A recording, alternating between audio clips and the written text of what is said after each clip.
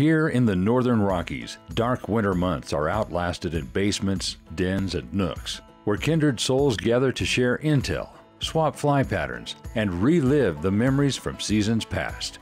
This gathering spot, known locally as a February room, is the inspiration for this podcast. No matter the season, the door is always open to those with a fly fishing story to tell. Brought to you by CD Fishing USA, the North American distributor for Composite Development's fly rods and fishing accessories. Tech, precision, ingenuity, legacy. Go to cdfishing.us and follow us on Instagram, YouTube, and Facebook. Here's your host, Lauren Carnop, and this is the February Room. Welcome to the February Room. Today, my guest is Drake Perry, all the way from Cincinnati, Ohio. Thank you so much, Drake, for joining me today. Before we kind of go into who you are, what you do, we've discussed that you have some pretty incredible fisheries over in Ohio, catching gar on the fly. So I kind of want to hear an interesting fishing story from you. Okay, so again, thanks for having me on. I am not by any means a pro like some of the folks you've had on here. However, I've been around the industry, for some time. I'm pretty close and have my hand on the beat of kind of what's going on in the industry. And I'll start off with a story that kind of parlays into a fly fishing related story. So I was taking a guy duck hunting, and this is like last February. We discussed to meet at the boat ramp at probably 5:30 a.m., which in February in Ohio, or January in Ohio, it's super cold and super dark at this time. So I roll up, kind of get my morning started. Slowly, I'm kind of like getting out of my car, getting out of the truck. I'm like getting my stuff together, kind of just collecting my thoughts after my 20 or 30 minute drive to this lake. And I'm meeting a guy who I hadn't really gone out with before. So it's kind of a, hello, nice to meet you kind of morning and stuff like that. And I was just in a really kind of relaxed state. And I'm kind of parked like in the middle of the parking lot, if you will. But I have my doors open and I'm literally standing, like putting my waders on. And a sheriff's car comes flying into the parking lot. And this is super early morning, flying in the parking lot.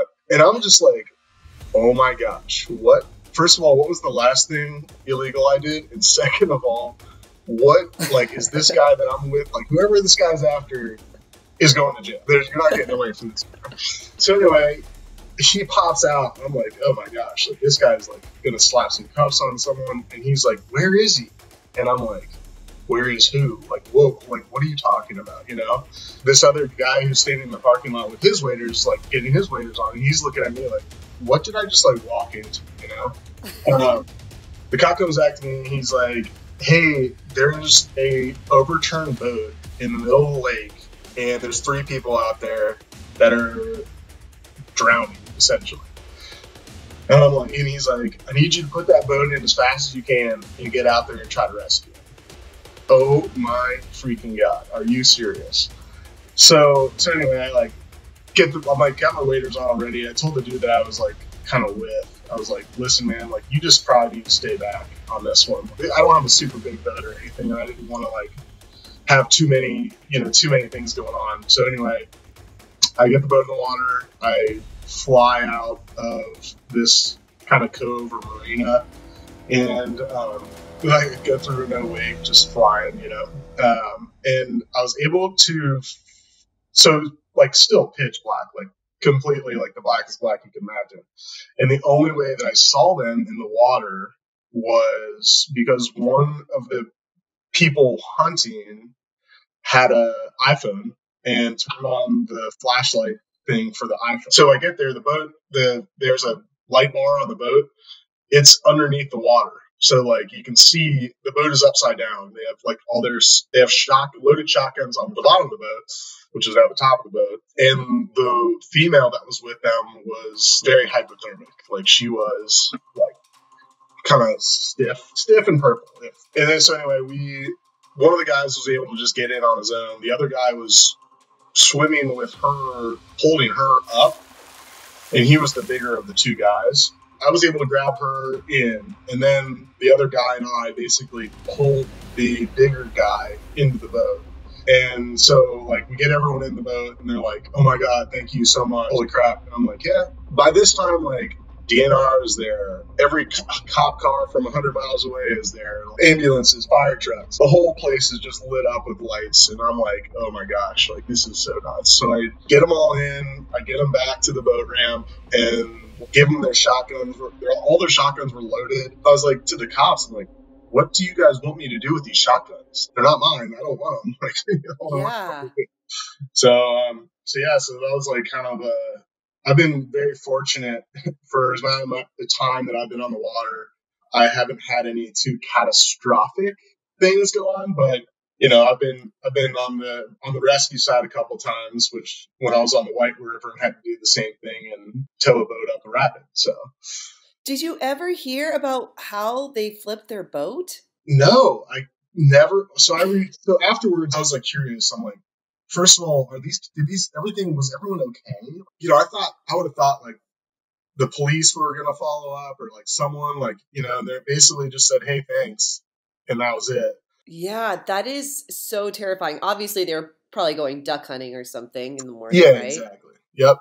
Exactly. So, Drake, I know we discussed that you kind of have a passion for kind of these like predator fish and fishing some waters that aren't necessarily trout waters, but kind of really exciting waters. Can you give me a little bit about your fishing history? Yeah.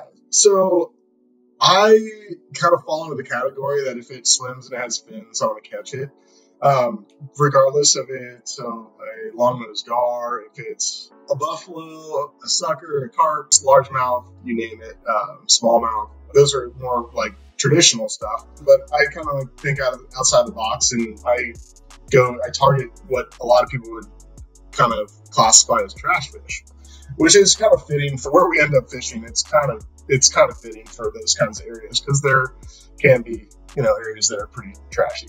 So yeah, I kind of grew up as a fly fisherman fishing for trout in the West. And then when I came back to Cincinnati, I was like, I love fly fishing way too much to just stop. Like I can't do that. So I kind of adapted. I still have my raft from out West. So that was kind of like the intro for me to like get down these rivers in a different way, in a different light, and a different mindset than when I used to do it with like 2 cases of beer.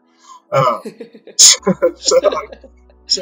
was just like really fun, and I didn't realize that fishing in the Midwest was going to be fun. I just thought it was going to be like, I don't know, I didn't know what to expect, but I thought it was going to be cool, and I kind of was able to, this is now 4 or 5, 6 years that I've been fishing back here, so I've been able to like put some patterns together that say, okay, the water level's this high, and it's this time of year, and this river's dropping, there's going to be fish here or whatever. So it's almost, I'm not a saltwater fisherman by any means, fly fisherman, but it's kind of like being able to read the tides and do those things. It's a different, literally around here, most of the rivers are a different river every time you're out on them. So it's just kind of hard to kind of put those patterns together. But yeah, after enough R&D and enough time on the water, you kind of get to put these things together. And obviously the internet's a great resource for figuring out how people are catching these fish. And I just kind of adapted some of my own techniques and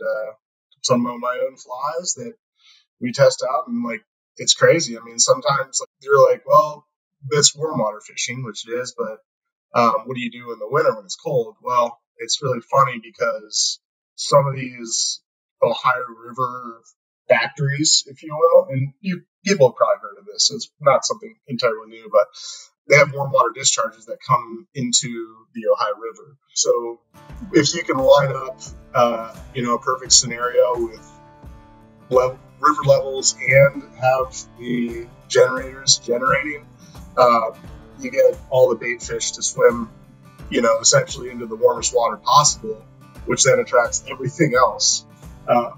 You can catch catfish on the fly, which is just a riot. Throwing throw in like big 8-weights and just like streamers, and the catfish will sit in 1 to 2 feet of water and smash pretty much anything that goes by them. You get opportunities like that. You get some really cool opportunities for freshwater drum that get to be huge. And the freshwater drum will, at times, they will tail, kind of like redfish do. So that's fun. And then once I was like kind of done with going after trash fish, then I kind of got into the hybrid white bass striper game, which I'm still definitely learning, every day on. But yeah, I'm trying to maybe try to hit them up tomorrow.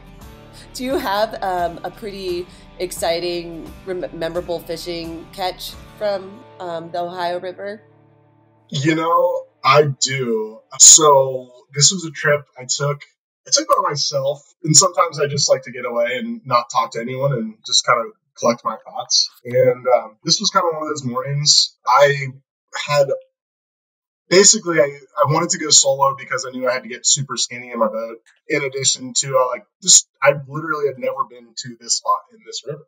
So I finally get to and I had stopped kind of along the way and popped a couple fish early on. So I was kind of when you get a couple fish early, you get that momentum going a little bit and you get the mojo working. So yeah, I popped a couple fish, kept going, ended up to this. So I had a brand new rod that one of my buddies made for me.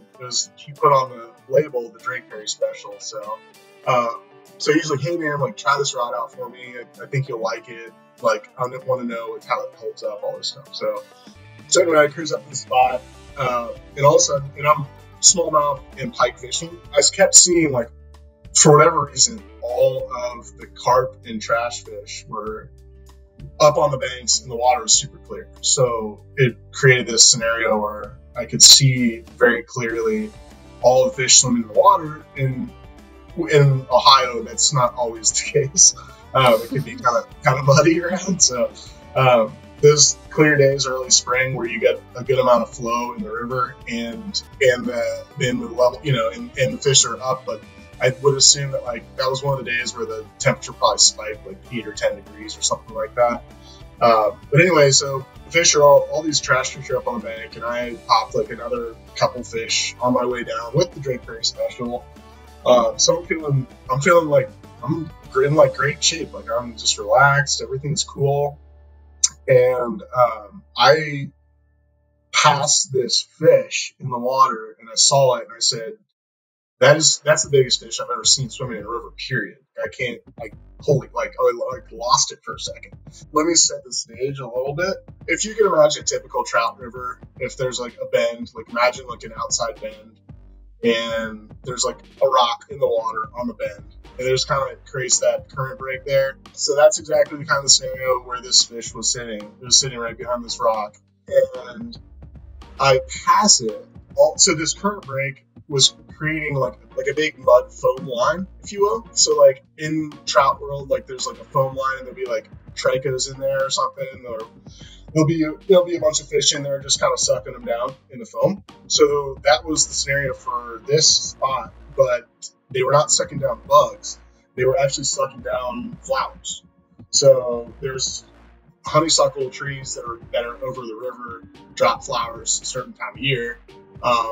And if you can imagine this foam line where there's probably 15 to 20 common and grass carp sitting in the flat, this jumbo was swimming way out in the middle of the current, not even trying to hide under any cover or anything like that. So I said, hold on, let me just chill out for a minute. Let me drop anchor, collect my thoughts, tie my fly on, right? So the fly is actually special too. This kid, one of my buddies, Scott, he tied this fly for me. He gave me 2 or 3 of them, and they were designed specifically for a golf course where there was carp and honeysuckle. And I'm I don't know exactly what I did. It kind of fades out in my memory. I had lunch or ate a sandwich or snacked or something like that with the anchor down. I'm gonna see if this thing's back around, pull anchor, go back to see where it was, don't see it. I'm like, okay, well, whatever, like at least I saw the fish. Like at least I laid eyes on it. I know where it lives. And then all of a sudden, like I'm like dicking around in the boat again, and there is the fish. And I was able to kind of like hide the boat in this mudline foam, if you will. And so I just had like such an easy, like a perfect, 10 to 15 foot cast with this flower, dropped it on its nose, and then bang, it eats it. And I'm sitting there fighting, and like once it eats the whole flat, they all run. They all just disappear. Like every fish in that flat rolls out. So, and I'm still hooked up. So I'm like, literally for the first 10 minutes, I hadn't even seen the fish. Like I have not laid eyes on this fish yet. So I'm like, it's big, but I don't know how big it is. And I'm fighting this thing up and down the rapid, like up and down the river. I basically had to like use, at one point took me to go backing twice. At one point I had to use like the gas motor to pull the boat and the fish back into a deeper pool because it's trying to pull me into a rapid. And so I finally get like kind of close to the boat, and I'm like, how in the heck am I going to land this thing? Like, I don't have a musky net with me. I have a pretty deep net, pretty sizable net, but it wasn't going to fit this thing. I'm just going to try to grab it when it gets close. I have my rod like sitting there, and I try to get down on the leader and pulling it closer to the boat. Get my hand underneath it, and boom, it's gone. So it almost takes my rod out of the boat. Grab the rod again. Finally, I'm like, I just gotta try to stick half of this, a quarter of this fish in the net, and then I can try to wrestle it into the boat. Was able to get it in the boat. I don't have a scale or anything on my boat, but it was probably around 50 pounds. It was 46 inches long, so it was just a massive grass carp. It was crazy. And then you just threw it back in the river? Yeah. I took some pictures of it. It pooped all over my boat, and then I threw it back in the water. Oh, gross! What does carp poop look like? It's kind of it almost kind of looks like goose poop. It's round green turds that are slimy. So, what's the type of flies that you like to fish with out there? Man, it really just depends on what I'm targeting. Every fish, I would say carp, and for the most part, smallmouth buffalo and those kind of fish will eat kind of the same patterns. And a lot of people fish. It's kind of like the hybrid or the Montana hybrid fly, where it's just got it's almost like a San Juan worm with eyes and a little bit of hackle on it. I will probably get some crap for this, but I don't care. I'll fish a mop, and and I'll fish a white mop with bead chain eyes, and literally it's one of those guide flies that are really easy to tie, that you can just crank them out real easy. But I'll fish those and I'll get eats on that, so I'm not going to need to spend any more time or effort if that's what they're going to eat. So stuff like that. And then when you get into smallmouth, we'll eat sex dungeons and trout flies that are real bigger, swim flies. Striped bass, I typically fish a saltwater hook clouser with big bead chain eyes. In different times of years, they'll be just different colors. So usually, obviously, just the go-to chartreuse and white, and then pink and white, and blue and white, and then with a little bit of flash, in some of those flies, stuff like that. So it just depends. I had never caught a carp on a honeysuckle fly until that one. So you just got to be able to kind of read the water and figure out what you think is going to do the best. I love the idea of a honeysuckle fly. I don't know. I mean, I'm just kind of I've never even heard of a honeysuckle fly, so it sounds beautiful and dangerously. I can't take any credit for it. I didn't create it or anything like that, but it's a proven pattern. We'll just leave it at that.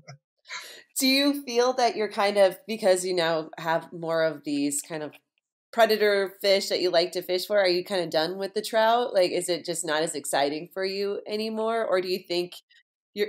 I still like trout fishing. At some points, it's kind of more predictable in what I can do, but I love trout fishing. I still watching a brown trout crush a fly will never get old to me. I like stripping streamers for big browns. That I don't think that will get old for me. Is there like a huge fly fishing community in Ohio? I wouldn't say it's huge by any shape. Like you'll go places and people think that you're like writing a book because you have a fly rod in your hand or something weird. Like they just look at you like, what are you doing? Canoers will go by and they don't know what's going on. They're like, you got a big brown trout on right there. Like there's no brown trout in this river, buddy. There's a tight community around the parts, and some really, really good anglers that, challenge themselves and take trips. And there's a local fly shop that is around. There's, in my opinion, a really good fly shop in Columbus that I support.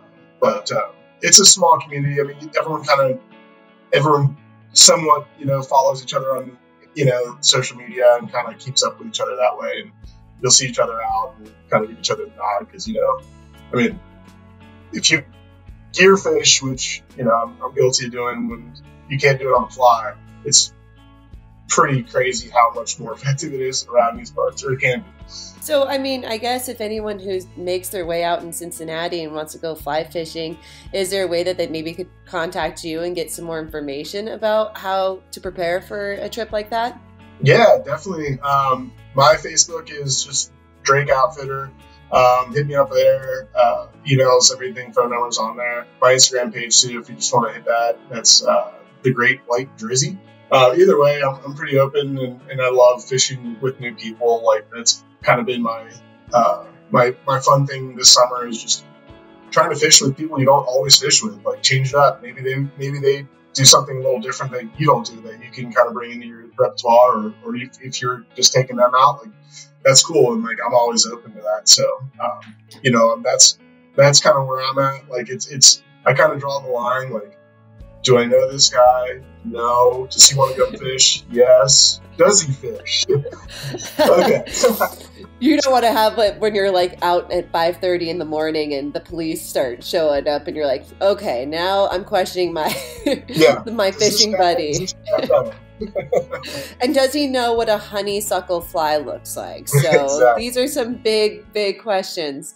Well, thank you so much for chatting with me today, Drake. And I love following you on Instagram too, because the Midwest has a sweet spot in my heart as well, just because of our family cabin in northern Wisconsin, and everyone there is so friendly and kind, and the fishing is just as exciting, fishing for muskie or pike. I haven't fished for gar yet, but it's definitely on my list as well too. But thank you so much for joining me today, and I appreciate it. Yeah, hey, thanks again for having me online. It was great to speak with you. Tight lines to everyone out there. For the inside scoop on the fly patterns we've discussed with our guest, check our blog for Flies of the February Room. If you would like to enter the February Room, shoot us an email at info@cdfishing.us. Also, remember to subscribe, share, and, if we've earned it, give us those 5 stars. Thanks for dropping by, and remember to go fishing.